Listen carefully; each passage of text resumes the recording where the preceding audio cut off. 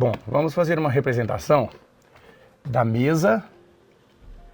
Então aqui o tampo da mesa.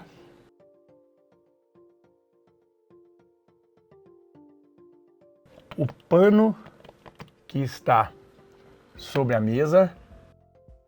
Vamos representar de azul aqui o pano que vai ser puxado pela pessoa e o bloco que está sobre o plano. Esse bloco vai representar os pratos que o problema está dizendo.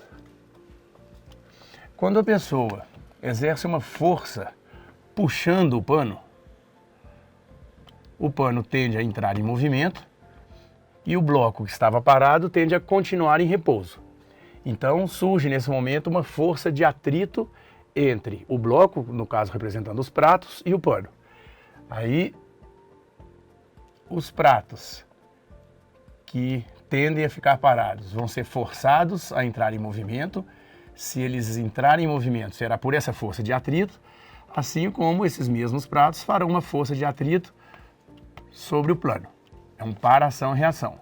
O pano puxando os pratos reagindo no pano.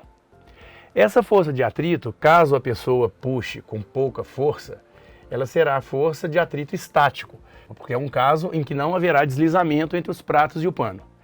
Essa força de atrito é a força que vai acelerar os pratos, num caso em que eles entram em movimento.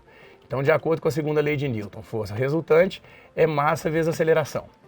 Quanto mais intensamente a pessoa puxar, quanto mais ela acelera o pano, e aí a tendência é de maior aceleração do prato, maior é a resultante, ou seja, essa força de atrito cresce. Então, quanto mais intensamente a pessoa puxa, quanto maior a força F, maior a força de atrito estático. E o atrito estático tem um limite, se for superado, passa a ser cinético e há deslizamento.